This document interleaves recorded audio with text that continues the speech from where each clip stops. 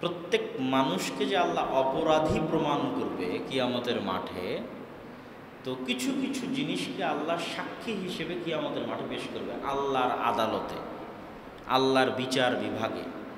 সাক্ষী কি? মানুষের 2 হাত 2 পা। সাক্ষী কি? এই মাটি। সাক্ষী কি? কোরআন। তো এই সাক্ষীগুলোর মধ্যে একটা সাক্ষীকে কোরআন। মাটির কথা আল্লাহ বলেছে ইয়াউমাইদিন তুহাদ্দিসু আখবারাহা বিআন্না রাব্বাকা আওহা লাহা। আজকে এই মাটি সব খবর বলে দিবে, কেননা আজকে আল্লাহ তাকে আদেশ করেছে বলে দেওয়ার। আপনি কি বিশ্বাস করেন যে মাটি কথা বলবে? বিশ্বাস করেন? সবাইকে জিজ্ঞেস করতেছি, মাটি যে কিয়ামতের মাঠে কথা বলবে এটা বিশ্বাস করেন? বিশ্বাস যে করবেন তার একটা ছোট্ট প্রমাণ দিই। এই মাটি হাজার হাজার বছর ধরে আপনাকে আপনার বাপদাদা 14 গোষ্ঠীকে খাবার দিয়ে আসতেছে। খাবার টনকে টন, কোটিকে কোটি মন, আম জাম কাঁঠাল লিচু ধান পেয়ারা। তো যেই মাটি যুগ যুগ ধরে গাছ উৎপাদন করার ক্ষমতা রাখে, ওই মাটি আল্লাহ চাইলে কথা বলারও ক্ষমতা রাখে। বুঝেননি মনে হয় আমার? যদি মাটির কোনো শক্তি না থাকতো তাহলে মাটিতে গাছ জন্ম নিত না। মাটির মধ্যে আল্লাহ আজকে গাছ জন্ম দেওয়ার শক্তি দিয়েছেন, এই জন্য আমরা খেতে পাই। এটা একটা নিদর্শন যে মাটির শক্তি আছে। মাটিতে বীজ দিলে গাছ হয়। মাটি বাদে তোমরা গাছ লাগাও দেখি, কোথায় গাছ হয়? মাটির এই শক্তিটুকু আছে। যে মাটি আজকে গাছ উৎপন্ন করতে পারছে, সেই মাটি কি আমাদের মাঠে কি করতে পারবে? কথাও বলতে পারবে। আর একটা সাক্ষী মানুষের হাত। তো আগের যুগে মানুষের কাছে এটা বোঝা কঠিন ছিল, কিন্তু আজকের যুগে বোঝা অনেক সহজ। বেড়াইতে এখন একটা গোলাগুলি হোক, মারামারি হোক, তারপরে পুলিশ আসবে, সিআইডি আসবে, ক্রাইম এরিয়া হিসেবে ওইটাকে সম্পূর্ণ আলাদা করে দিয়ে ওই ক্রাইম এরিয়ার মধ্যে যে রিভলভার বা যে পিস্তল বা যে রাইফেলটা পড়ে থাকবে, ওটা ওরা হাতের গ্লাভস দিয়ে উঠাবে, হাতে গ্লাভস করে ওটা দিবে ফরেনসিক টেস্ট করতে। ফরেনসিক রিপোর্ট করে ওটাকে কম্পিউটারের মধ্যে দিবে। তাহলে এই যে যত মানুষ এনআইডি বানিয়েছে, সিম কার্ড কিনেছে, পাসপোর্ট বানিয়েছে, সবাই হাতের ছাপ দিয়েছে, ফিঙ্গারপ্রিন্ট দিয়েছে। তো এই রিভলভারের ফরেনসিক রিপোর্টটা যখন কম্পিউটারে দিবে, তখন এদের কারো না কারোর সাথে যদি মিলে যায়, পাসপোর্ট হোক, সিমওয়ালা হোক, সিম কার্ডওয়ালা হোক, এনআইডিওয়ালা হোক, এটা হচ্ছে ওই ব্যক্তির হাতের ছাপ। অথচ আমি যে এখানে হাত দিয়েছি, এটা কি এখন কি আর দেখা যায়? এখানে কোনো আলামত আছে হাত দেওয়ার? কোনো আলামত নাই। কিন্তু এখন এটা ফরেনসিক রিপোর্ট দিয়ে দিলেই আমি আমার ফিঙ্গারপ্রিন্টের সাথে মিলে যাবে। এই তো বিজ্ঞান এই পর্যায়ে চলে এসেছে। তাহলে আল্লাহ যদি কালকে এটা কোনো মেশিনের মধ্যে দিয়ে দেয় এই হাত, তাহলে যত যত জায়গায় এটা স্পর্শ হয়েছে সব একের পর এক ভিডিও ক্যামেরার মতো আসতে থাকবে। এটা কি অসম্ভব? এটা কি অসম্ভব? অসম্ভব। এই তো আধুনিক প্রযুক্তি প্রমাণ করে দিচ্ছে সম্ভব। আমরা ছোট্ট মেমোরি কার্ডের মধ্যে কত কিছু সেভ করে রেখেছি। তো আল্লাহ এই চামড়াকেও এরকম একটা মেশিন বানিয়ে দিয়েছে, ভয়ঙ্কর মেশিন। আর এই মাটি হচ্ছে আর একটা ভয়ঙ্কর মেশিন। এই মাটি আর একটা রেকর্ডার, ভয়ঙ্কর রেকর্ডার, সব কিছু রেকর্ড করে রাখতেছে। এই কথা বলবে কিয়ামতের মাঠে। আর এই হাতে চিপসের মধ্যে, মেমোরি কার্ডের মধ্যে সব সেভ হয়ে থাকতেছে। এটা কি আমাদের মাঠে দেখা যাবে, কোথাও দিলেই দেখা যাবে। আর একটা সাক্ষী হচ্ছে কোরআন। তো প্রত্যেক মানুষের পক্ষে এবং বিপক্ষে কথা বলার সুযোগ পাবে কোরআন। এটা হলো বিপদ, যে কোরআন না পড়ার বিপদ। কোরআন পড়লে আপনি নেকি পাবেন, কিন্তু না পড়ার বিপদ কি? না পড়ার বিপদ হচ্ছে কোরআন বলবে আল্লাহ এই ব্যক্তি আমাকে পড়েনি, একে জাহান্নামে দিয়ে দাও। সরাসরি হাদিসের অনুবাদ।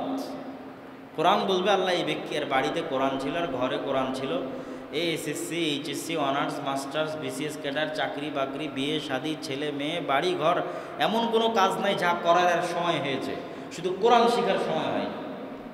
বুঝেননি মনে হয় আমার কথা? যে দুনিয়াতে এমন কোনো কাজ বাকি রাখেনি যেটা করার এর সময় হয়েছে, সময় হয়নি কিসের? কোরআন পড়ার সময় হয়নি, কোরআন শিখার সময় হয়নি, কোরআন বুঝার সময় হয়নি, অতএব একে জাহান্নামে দিয়ে দেয়। আর বাড়িতে কোরআন ছিল, আর ঘরে কোরআন ছিল, আর মসজিদে কোরআন ছিল, আর এলাকায় কোরআন ছিল, শিখার মতো পরিবেশ ছিল, কিন্তু গোটা দুনিয়ার সব কাজ করে বেড়িয়েছে, কিন্তু কোরআন শিখেনি।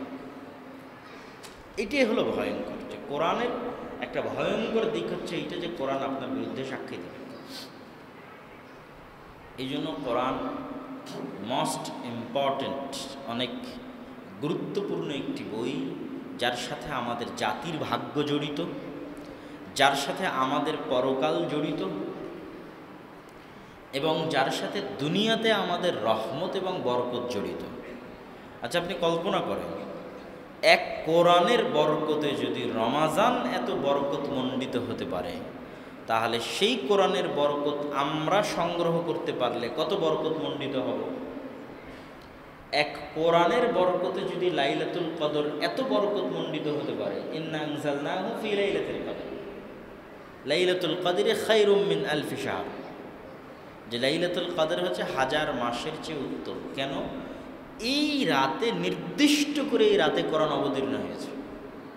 গোটা রমাজানের জন্য রহমত বরকত কি? গোটা রমাজানের মাসের মধ্যে কোরআন অবতীর্ণ হয়েছে।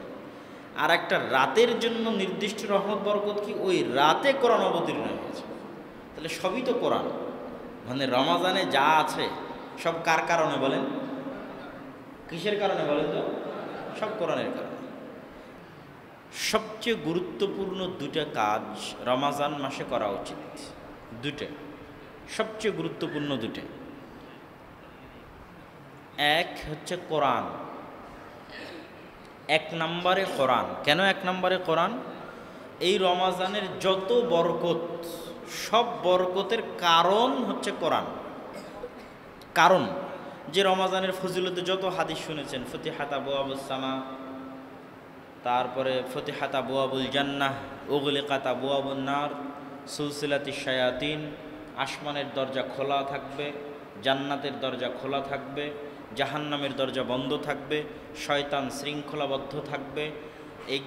এগুলো হচ্ছে, এখন তো কেউ জান্নাতেও যাবে না, জাহান্নামেও যাবে না, কেউ আসমানেও ঢুকবে না। এগুলো হচ্ছে প্রতীকী সম্মাননা। প্রধানমন্ত্রী আসবে তো রাস্তাঘাট চারিদিক বিলবোর্ড, ওয়েলকাম এভরিথিং, অনেক কিছু দিয়ে সাজিয়ে দেওয়া হয়েছে।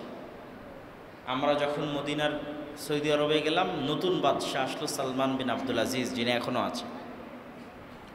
তো সালমান বিন আব্দুল আজিজ তার আগমনের খুশিতে, শুভেচ্ছা এবং স্বাগতমে সকল চাকরিজীবীদের বেতন, 1 মাসের বেতন ডবল দিয়ে দিয়েছে। কে? যে সালমান বিন আব্দুল আজিজ এখন ক্ষমতায় আসলো। তো এখন আসমানের দরজা খোলা, জান্নাতের দরজা খোলা। কেন? কে আসতেছে? রমাজান আসতেছে। এটা আল্লাহর পক্ষ থেকে রমাজানের সম্মান। তো এই যে রমাজানের এই সম্মান, রমাজানের এই বরকত, এই রহমত যা আমরা আলোচনা করি, শুনি, এটার মূল কারণটা কিন্তু কোরআন। আব্দুল্লাহ বিন আব্বাস আরও এক ধাপ বাড়িয়ে বলেছেন যে আল্লাহ পৃথিবীতে যত আসমানি গ্রন্থ অবতীর্ণ করেছে, সকল আসমানি গ্রন্থ রমাজান মাসে অবতীর্ণ করেছে। তাওরাত, জাবুর, ইনজিল, সুহুফে ইব্রাহিম সব আল্লাহ রমাজান মাসে অবতীর্ণ করেছে। এটা আব্দুল্লাহ বিন আব্বাস রাদিয়াল্লাহু তাআলা আনহুর দাবি। কিন্তু কোরআন যে রমাজান মাসে অবতীর্ণ হয়েছে, এতে কোনো সন্দেহের অবকাশ নেই। ইন্না আনজালনাহু ফি লাইলাতিল কদর। তাহলে এই পুরো মাসের সকল রহমত বরকতের কারণ যে বইটা, সেই বইটাকে যদি আমরা মূল্যায়ন না করি, তাহলে কি আমরা রমাজানকে মূল্যায়ন করলাম? রমাজানকে মূল্যায়ন করলাম না। কিন্তু দুর্ভাগ্যজনক হলেও সত্য কি রমাজানের ভিতরে কি রমাজানের বাইরে সবচেয়ে অবহেলিত বই হচ্ছে কোরআন।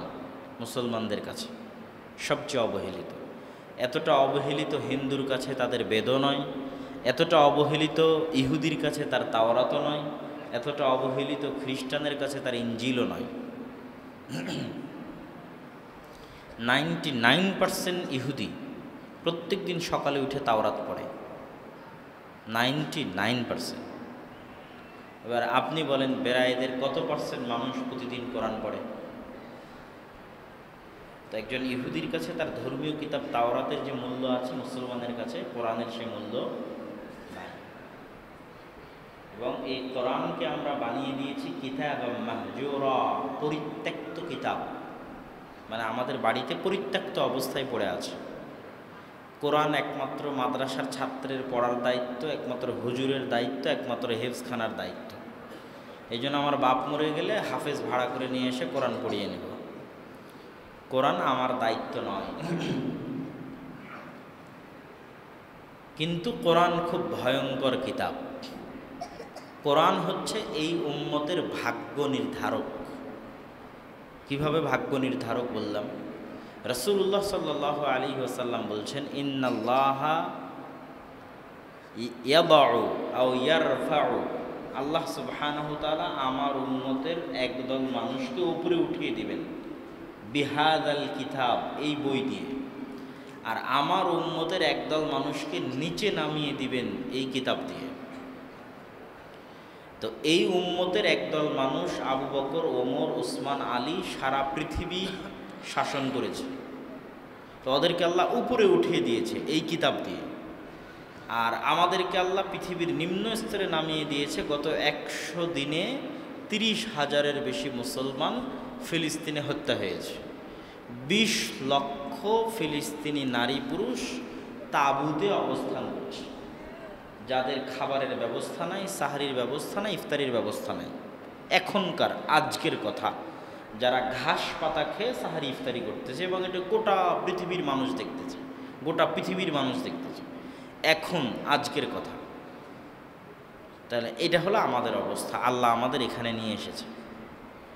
তো এই একটা কিতাব দিয়ে আল্লাহ এই উম্মতের একটা অংশকে উপরে পৌঁছে দিয়েছে, ওই একটা কিতাব দিয়ে নিচে নামিয়ে দিয়েছে।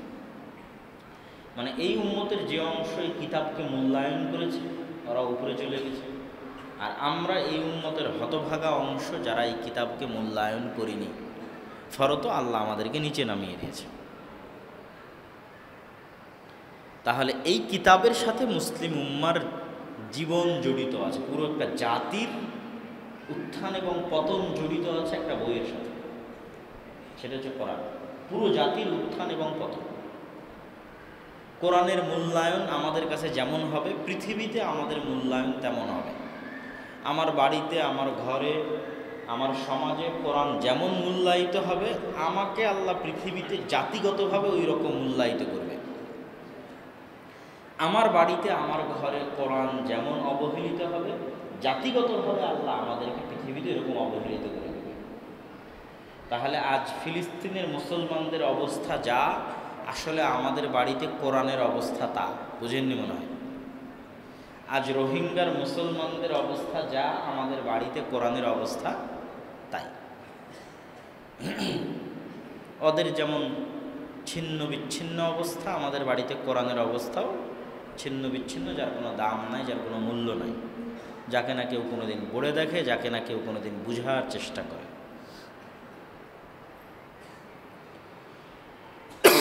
সম্মানিত উপস্থিতি, তাহলে রমজান মাসে সবচেয়ে বেশি গুরুত্ব দিতে হবে কোন বিষয়টিকে বলেন তো? একটু জোরে বলেন, কোন বিষয়টি? কোরআন। এখন পর্যন্ত যদি পড়া না শুরু করে থাকেন, তাহলে আজ থেকে পড়া শুরু করতে হবে।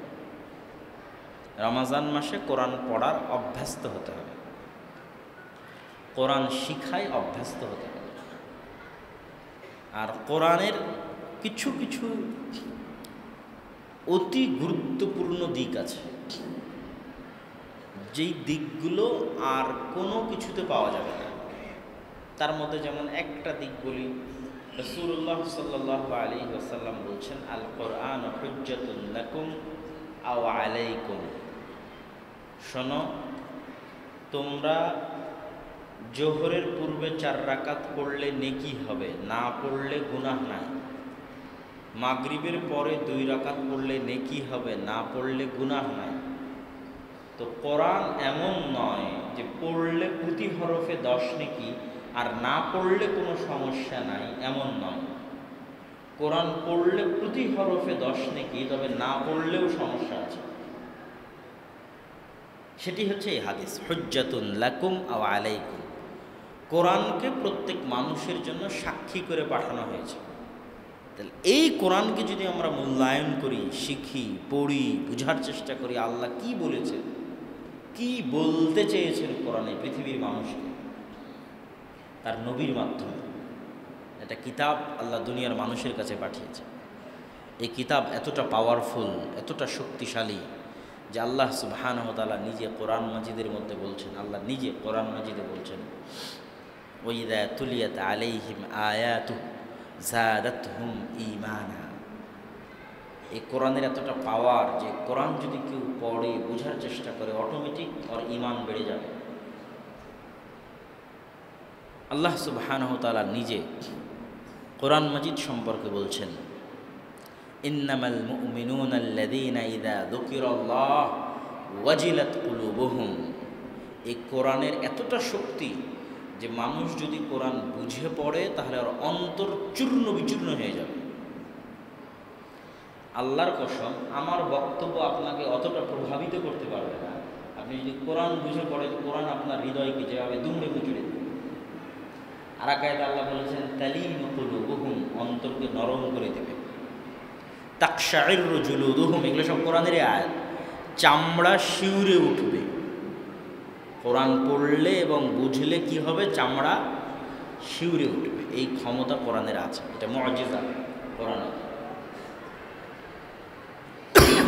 আল্লাহ সুবহানাহু ওয়া তাআলা তো আর এমনি বলেননি যে হুদাল লিন্নাস, কি মুসলমান, কি হিন্দু, কি বৌদ্ধ, কি খ্রিস্টান, দুনিয়ার যে কোনো প্রান্তের যে কোনো ভাষার মানুষ যদি কোরআন বুঝে পড়ার চেষ্টা করে, কোরআন ওকে হেদায়েত দিয়ে দিবে। বলেন আল্লাহু আকবার। এবং কোরআন বিষয়ে আল্লাহ সুবহানাহু ওয়া তাআলা আরেক আয়াতে বলছেন, লাউ আনজালনা হাযাল কুরআন আলা জাবালিন লারাআইতাহু খাশিআন মুতাসাদ্দিআন মিন খাশিয়াতিল্লাহ।